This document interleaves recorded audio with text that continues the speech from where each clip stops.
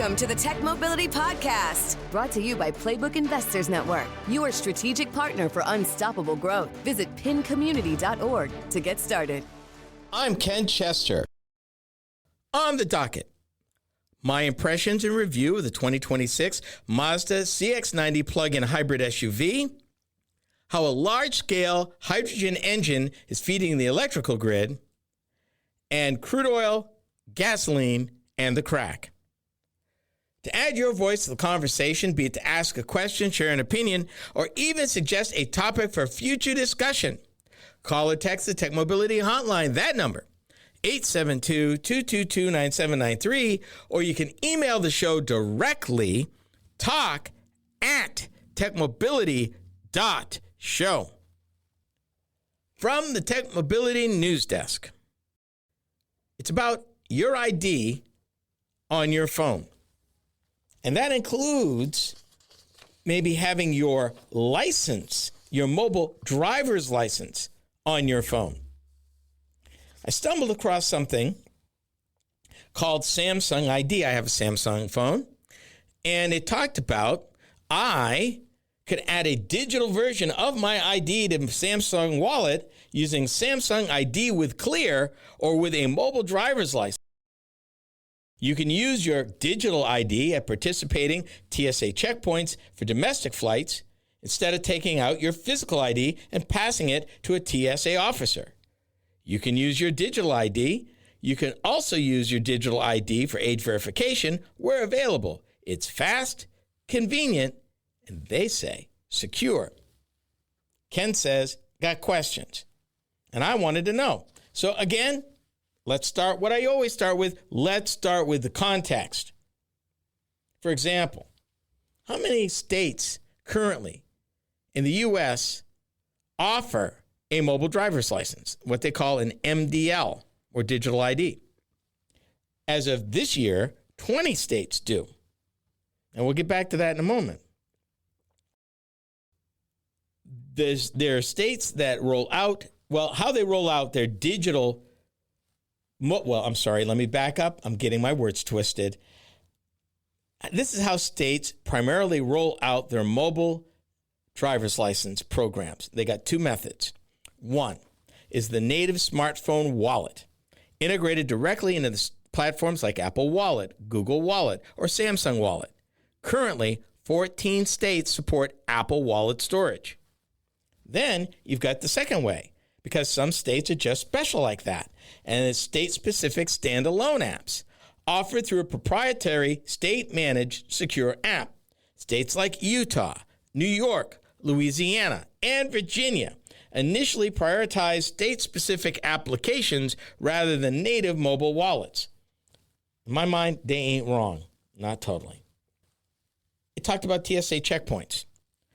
The Transportation Security Administration accepts mobile IDs at security checkpoints at over 250 airports nationwide, although acceptance depends on the airport having an updated credential authentication technology reader. And in any case, they say, you know what, the backup is your good old physical driver's license. In other words, you still need to have it. Always. In fact, the TSA and state DMV strongly recommend always carrying your physical plastic card as a backup. So my question is, well, why even bother?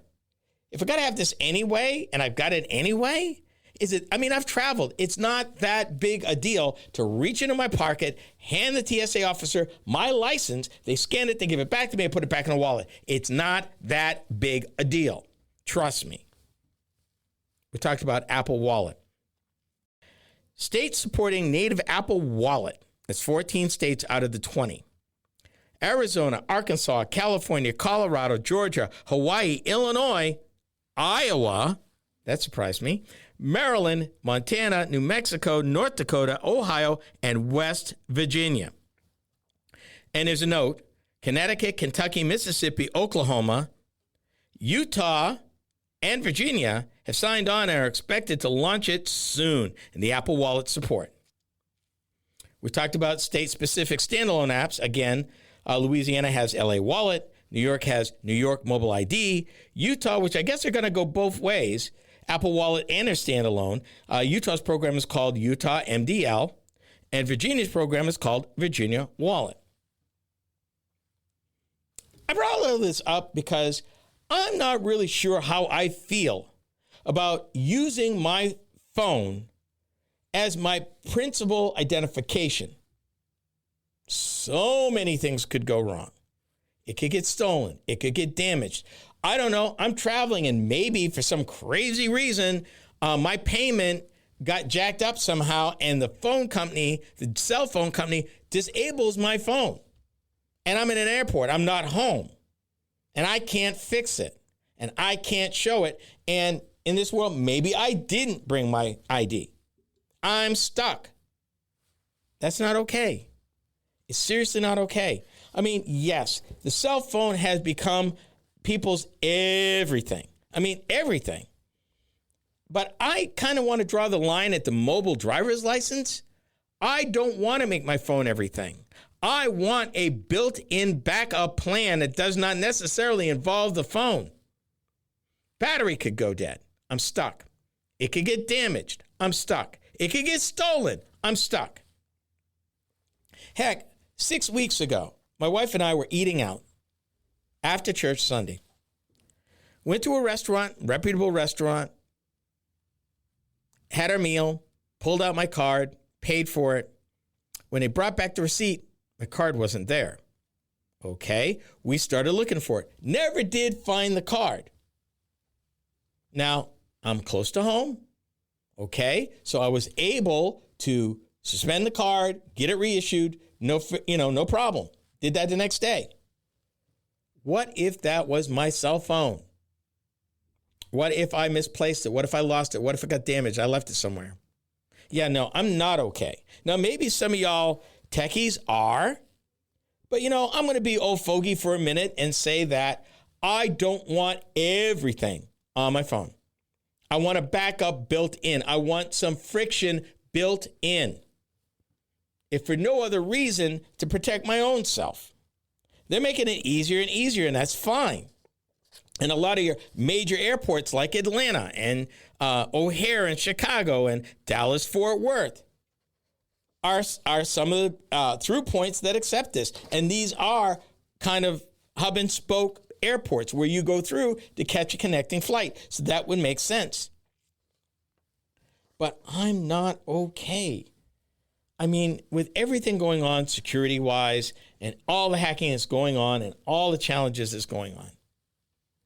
And we ain't even begun to talk about what if, through some craziness, you let your license lapse.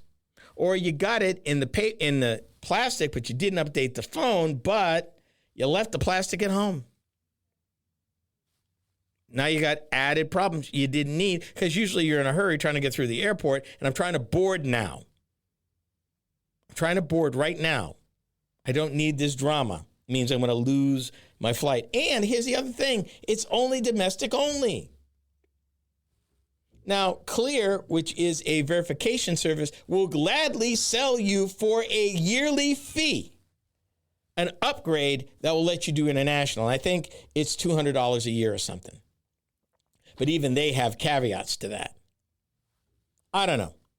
I'm wondering, how do you feel about this? Do you have, maybe your license is on your phone. Maybe it's totally fine. Maybe you've had no problems with it. I'm not so sophisticated. I need it on my phone. I got my license. I carry my wallet. You know what? It's still good.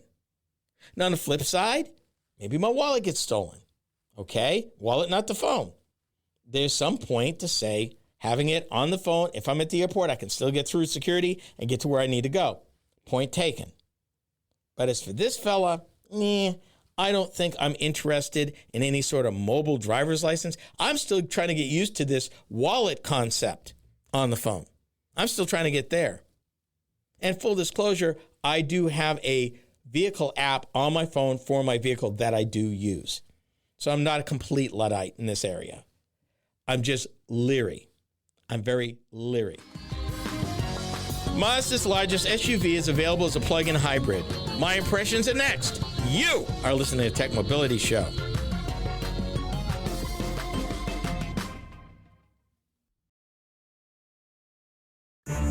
You've heard me talk for years about technology, disruption, innovation, and adapting to change. But the one thing I've also learned in more than 3 decades in business is this. Most people never start because they think they don't have enough time. That's why I wrote 2 Hour Entrepreneur, a practical guide for building a real business in just 2 focused hours a week. Available now on Amazon, Kindle, Goodreads.com, and KennethJChester.com. 2 Hour Entrepreneur, because your future deserves 2 hours.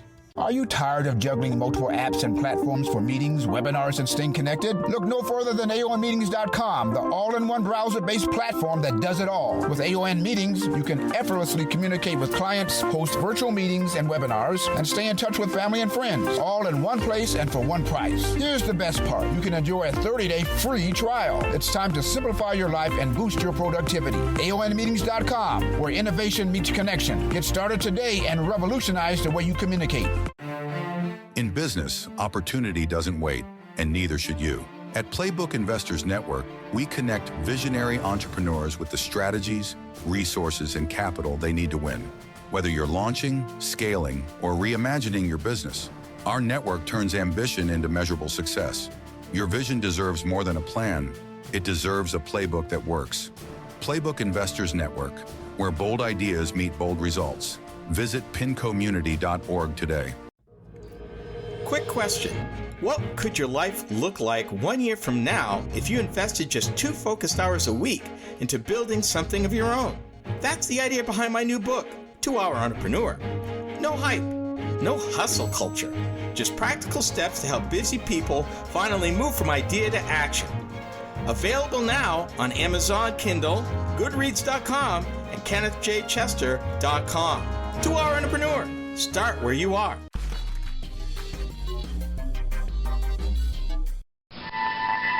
He stirs in the land of dawning. He stirs now in the age of wandering. Now on the trail of beauty, he stirs.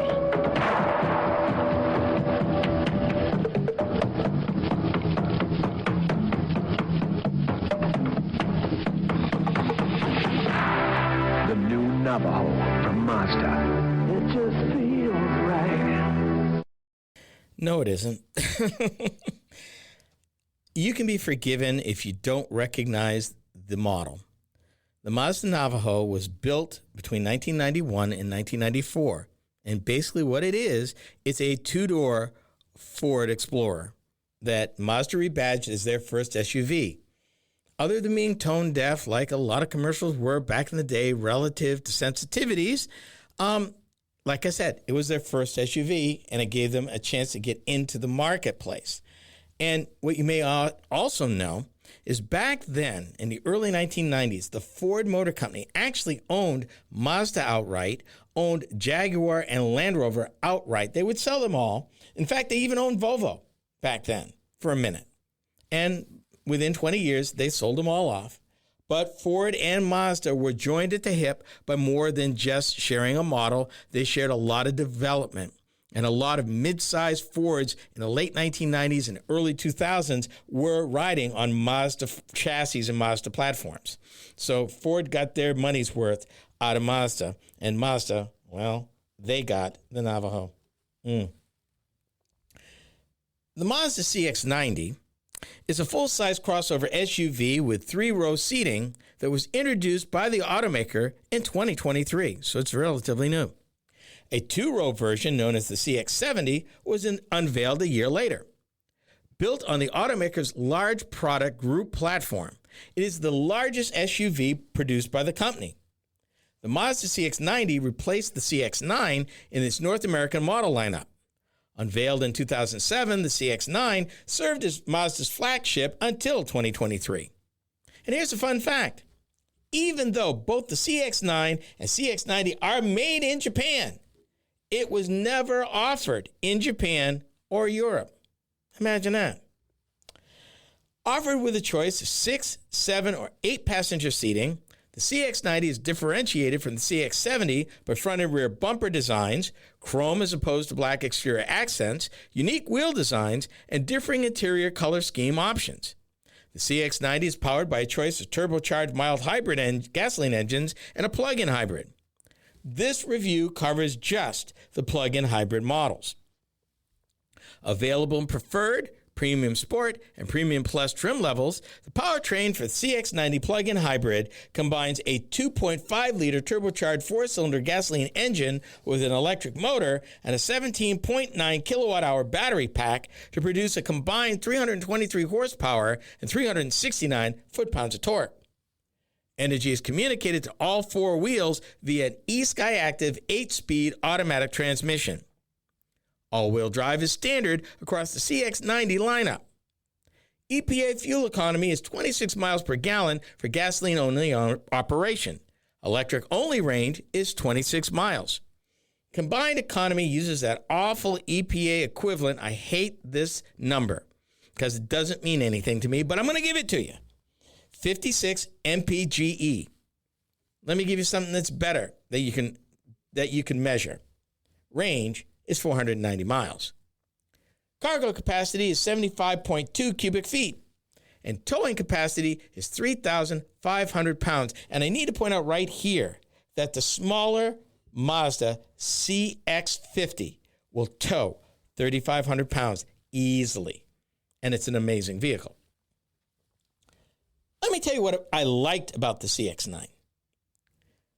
The driver starts with an excellent outward view of the road that's complemented with a heads-up display and generally decent displays, controls, and switchgear. Front seats fully recline, while wide-opening rear doors facilitate access to the second and third row of seating. Rear side window sunscreens, second row heated seats with both USB ports and cup holders are amply available to occupants in all three rows. The CX-90 boasts better than average cargo space behind the third row seating area. Overall, the CX-90 is smooth, solid, and quiet when underway. The CX-90 is equipped with a spare tire that is easily accessible from the inside the vehicle, located under the cargo area floor. And you know I love that. I love that. Because I'm a believer in Murphy, that when you need that tire, it's going to be in the worst possible place and generally inaccessible, but not in this case. Here's what I didn't like about the CX-9 plug-in hybrid. No fog lights. A high lift-over height to the cargo area. No remote engine start. And the regen control is buried in the infotainment menu. For starters, and if you're not understanding what regen is, it is the amount of force applied, recapture actually applied when you apply the brakes or let it coast. It helps recharge the battery. And you can dial in as much regen as you want, which will help to brake the vehicle and build up the battery faster, or as little. It's really up to you. And generally, it's usually paddle adjusted in most vehicles, but in this case, in the Mazda, is buried deep into the menu, and that's not okay. Access, comfort, and function for the third row seating occupants is a jumbled mess. I mentioned earlier you got wide opening doors, but there's a lack of power fold down for the second and third row seats, and there are ways to get to. No hand grip to facilitate entry and exit. I need something more than a wide opening door. That's a start, but I need a hand grip to pull up and make it the third row. And really, in my estimation, the third row of seating is really trying to do too much and succeeding at none of it. I found a surprising lack of nooks and crannies in the passenger cabin despite its large size. Meanwhile, the radio controls are squirrely and not intuitive, and the center console storage is shallow, I'm surprised, not deep. And the available on-demand drive modes, normal, sport, EV, and off-road, left a lot to be desired, and that's me being polite. So here's the bottom line, and this is where I ramble. When I was first introduced to the Mazda CX-90 in the spring of 2023 in San Francisco, I was very impressed with everything about it. Fast forward 3 years, 2026, and my answer now is, not so much. While I attribute this to the hyper-competitiveness in the upper premium, near luxury segment, because there's a lot of awesome vehicles between $40,000 and $60,000 that you can buy right now, it also seems that the driving attributes that have been a Mazda hallmark for so many years is lacking. Styling is middle of the road at best. Acceleration from rest, disappointingly average. Hey, what happened to zoom zoom? And finally, the rear windows don't go all the way down. And I find Mazda's offering of a plug-in hybrid in this market curious. That offering generally excludes any consumer that either doesn't own a home, have ready access to an overnight charger, or even a community access to a fast charger. Their mild hybrids are a better choice, and that's where the industry is heading. And there may be a lot to like about the CX-90. I say consider the two-row CX-70. Gobs of cargo space and a better presentation with a lower MSRP. Speaking of MSRP, the base manufacturer suggested retail price for the 2026 CX-90 plug-in hybrid SUV starts from $50,695 for preferred, $55,500 for premium sport, and $58,700 for premium plus. Destination charges add $1,530. A large-scale hydrogen engine has successfully supplied electricity to Spain's national grid. This is the Tech Mobility Show.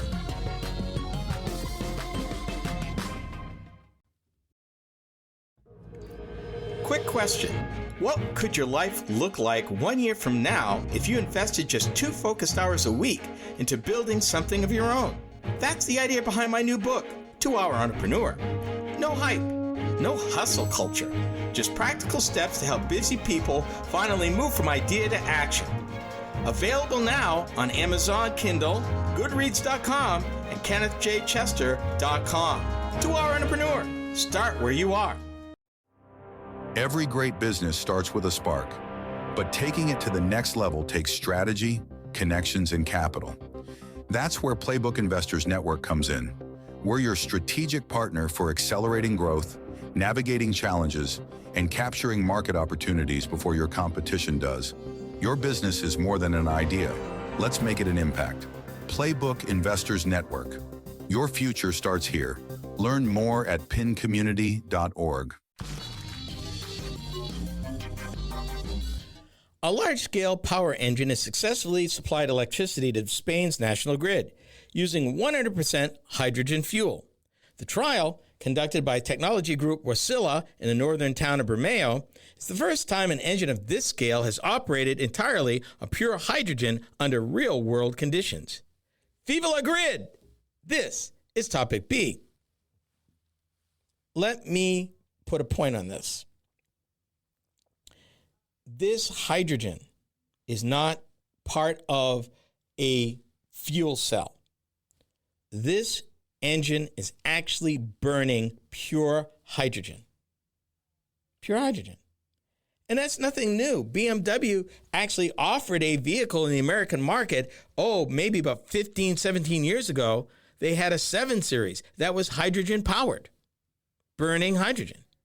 So it's not new. Most of the time when we talk about hydrogen here on the show, we talk about hydrogen as being part of the chemical reaction in a fuel cell to make electricity. This is not that. This is burning straight up hydrogen as a fuel like gasoline, and in many cases with very little modification from a regular gasoline engine. That is part of the magic. But what makes this even more magical is that the pure hydrogen that it uses is green. For those of you who ain't keeping up with the colors, let me explain. Green hydrogen. No, let me explain what typical hydrogen is made from. Then I'll tell you what green hydrogen is. Regular hydrogen is a process using steam and natural gas to break apart molecules to make hydrogen. Meaning that even though natural gas is less hydrocarbon intensive than, say, coal or gasoline or anything else, it's still a hydrocarbon. It's still carbon-based.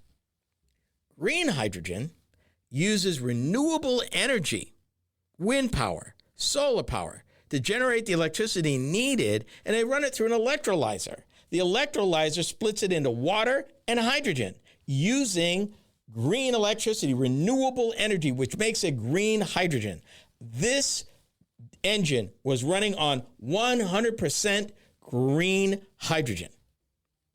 And I make that point because a lot of you out there are saying, yeah, well, electric vehicles, but do they consider the electricity that it uses and how it's charged, and it's coal and it's dirty, so the real truth is it's not as clean as they say they are. Hold up. There are more and more facilities that are building this way because they done figured out if I build a facility next to an established renewable energy generation farm, whether it be solar, whether it be wind, I can take water, and break it down using this electricity, because the process electrolyzer system is electricity energy intensive. But the beautiful part here is it's using excess renewable energy. Now, what do I mean? You know, when the sun's out and the wind's blowing, the solar power and wind power, awesome. And for the most part, a lot of smart utilities are using a stationary set of batteries to absorb that power. But what happens if the batteries are charged, it's a windy day, it's a sunny day, and these systems are still generating electricity the grid can't use? Well, guess what? You can take that excess renewable energy and convert it into hydrogen, store it, and then use the hydrogen to power this engine to back up the grid when the weather is not so friendly or at night. While previous power plant designs relied on engines that mixed hydrogen with standard natural gas, this test confirms that grid-connected generators can function without any fossil fuel inputs. And this big old engine is considered one of the world's most efficient multi-fuel four-stroke engines, and shows that hydrogen can move beyond theory into real-world energy infrastructure. It's producing electricity right now using excess renewable energy from the solar farm and wind farm that it's next to, running it through the electrolyzers to create hydrogen. No natural gas needed, no carbon used at all. It's doable. There are projects here in the United States. Now, to be honest, typical hydrogen, regular hydrogen, is called gray hydrogen. Don't get me started with the colors, because depending how it's produced, they got colors. All you need to know is hydrogen and green hydrogen. We'll leave the rest alone. We are moving away from that. There are an increasing number of projects being built to capitalize and make green hydrogen in the United States. Now, yes, they are a fraction of the capacity of hydrogen the way it's currently being created right now. But that's a trend. So all you haters out there saying, well, the batteries, well, the EVs, they're using electricity that was burned, coal was burned and get the electricity that they're using. Yeah, not all the time. And over the next 20, 30, 40 years, less and less. Because everybody's making that pivot. It makes sense. It lowers cost. It's available 24/7. You are not tied to supply. If anything, the last few months has shown you that being dependent on fossil fuels is not a good idea. It's not economically feasible. And even now, even though the United States of America generates a lot of fossil fuel, you can still be held hostage because of the bottleneck in refining capacity and the resulting price increases as a result of it. Spain said, you know what? We don't want to be held hostage like that. So we're going to develop something like this. And as a result, grid operators that require highly flexible backup power systems that can start quickly, this is it. Green hydrogen produces no carbon emissions, enabling clean power generation, supporting the decarbonization of renewable heavy grids. That's the thing. Oxygen and hydrogen gas. That excess power turns water into oxygen and hydrogen gas. Green hydrogen. Then it can store it and generate emission-free electricity when weather-dependent sources are offline, ensuring a continuous power supply. And beyond traditional grid stabilization, the engine platform is engineered to supply electricity to remote regions that lack connections to main power lines. The manufacturer also expects the technology to support industries that require constant high-volume electricity. Like aluminum smelting, cement manufacturing, stuff like that. These include industrial manufacturing operations and, artificial intelligence data centers, which face pressure to reduce their carbon footprints while maintaining uninterrupted operational uptime. Again, people, technology very often will come up with the answer, and usually at a lower cost. Here is getting the best of something that costs little or nothing that's already there. You're making the most of existing infrastructure and using it to an advantage without burning one drop of crude oil, 1 ounce of natural gas. No gasoline, nothing. It's happening in Spain right now. Needless to say, this will expand. You will see more of it, particularly as more green hydrogen production facilities come online around the world. Next, we take another swing at why gasoline prices are rising. It's not what you think. We are the Tech Mobility Show.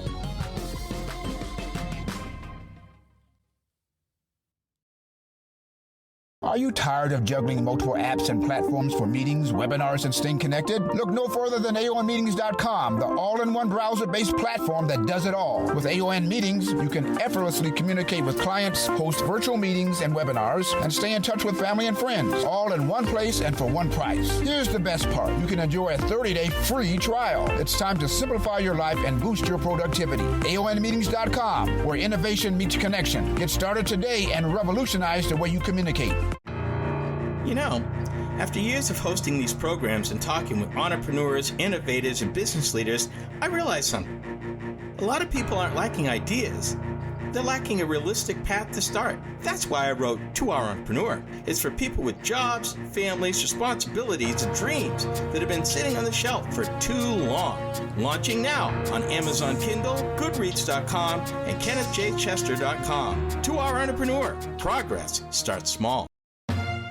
You've got the drive. You've got the vision. Now you need the right partner to make it happen. At Playbook Investors Network, we power ambitious leaders with the tools, insight, and investment connections to move faster, grow stronger, and lead markets. We're more than advisors.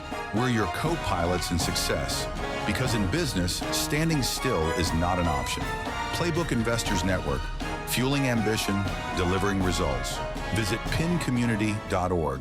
Are you tired of juggling multiple apps and platforms for meetings, webinars, and staying connected? Look no further than AONmeetings.com, the all-in-one browser-based platform that does it all. With AON Meetings, you can effortlessly communicate with clients, host virtual meetings and webinars, and stay in touch with family and friends, all in one place and for one price. Here's the best part. You can enjoy a 30-day free trial. It's time to simplify your life and boost your productivity. AONmeetings.com, where innovation meets connection. Get started today and revolutionize the way you communicate. Goodness. Gasoline prices up, down, sideways. This year's been hard to track the why gas prices are where they are where you live. At times, it seems to be completely disconnected to the news and events that we watch and listen to daily. And while it's easy to say, the petroleum industry is global, with many moving parts and parties, from the wildcatters and exploration companies that track and locate the oil resources, to the companies that actually drill, cap, store, and transport the crude, to the crude oil refineries and the actual transport and delivery of the refined petroleum products, the current prices are influenced, actually, by the spread between the cost of the barrels of the refined gasoline and the cost of the barrels of the crude oil. This is known in the industry, and I'm not making this up, as the crack spread, and it's widened sharply. This is topic C.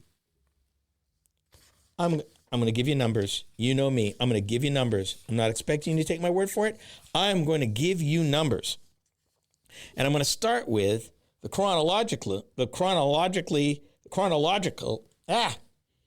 timeline. We'll use that word. The biggest spikes in the last 30 years. But before I do that, let me explain first of all what I mean by the crack spread. Let me walk you through a few things. The crack spread in the oil industry is the financial gap between the cost of a barrel of crude oil and the market price of finished petroleum products like gasoline. They move at different rates because one's an input, one's an output. Crude oil and gasoline trade as separate commodities. Finished fuel has its own supply and demand rules.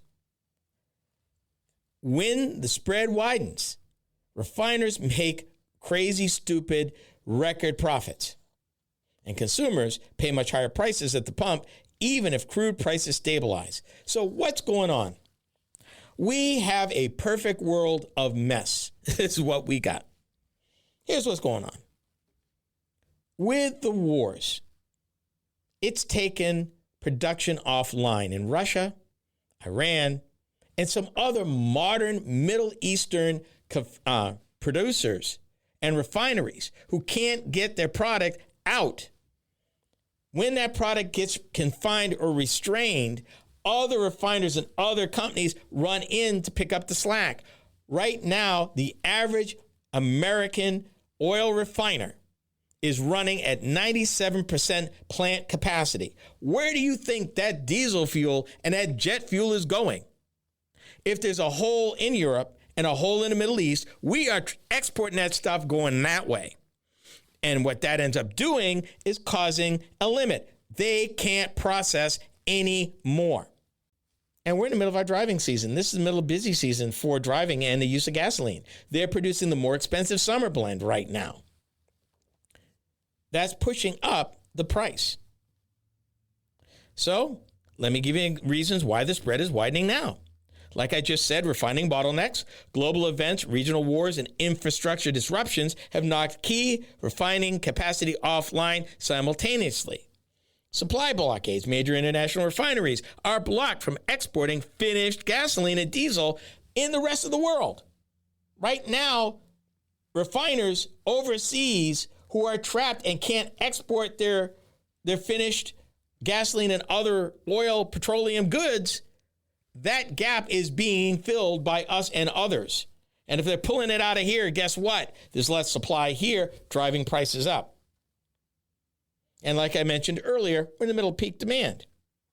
Now, over the last 30 years, because I did the research, crack spreads have typically fluctuated within a baseline of $10 to $15 a barrel.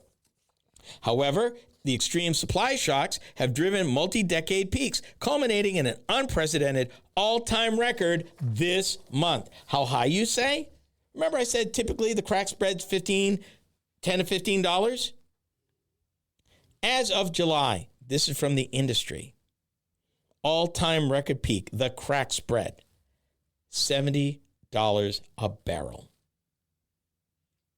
What that means is daily, right now, the industry has lost 4.5 million barrels per day in global refining capacity.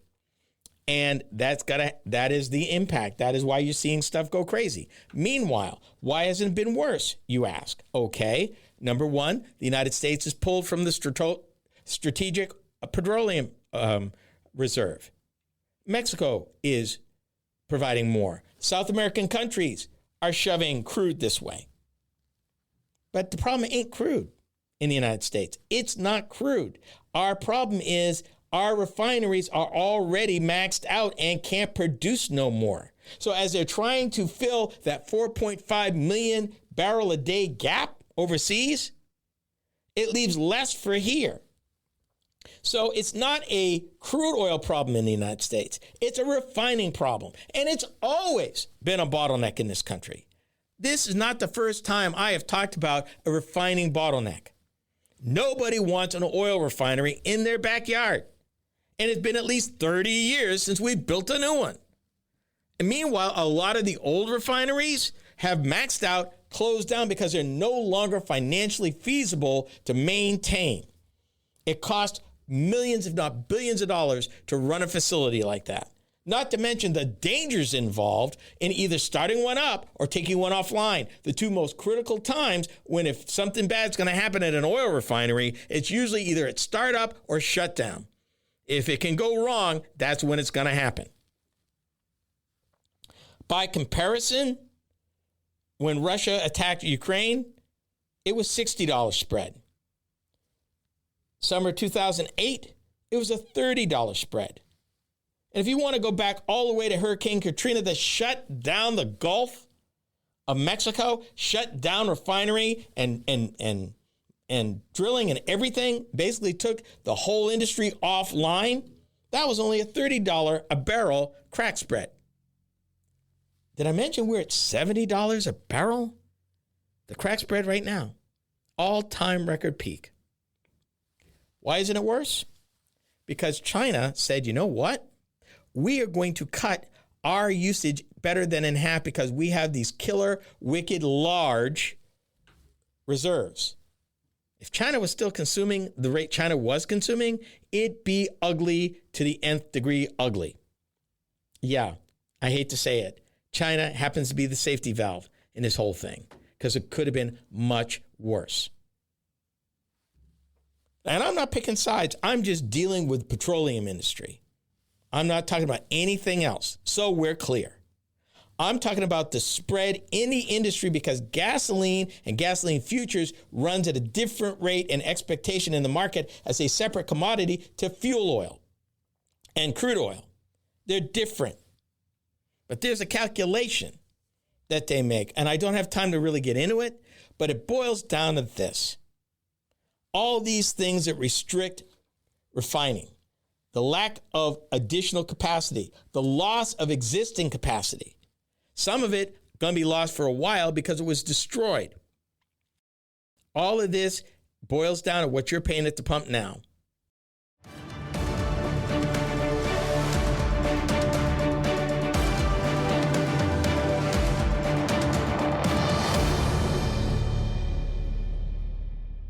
This is the Tech Mobility Podcast. If you've been waiting for the perfect time to start your business idea, let me save you some time. That moment probably isn't coming, but 2 focused hours a week? Yeah, most of us can find that. In my new book, 2 Hour Entrepreneur, I'll show you how small, consistent effort can create real momentum toward building something meaningful.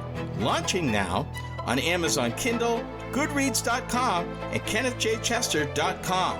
2 Hour Entrepreneur, built for real life. In business, opportunity doesn't wait, and neither should you. At Playbook Investors Network, we connect visionary entrepreneurs with the strategies, resources, and capital they need to win.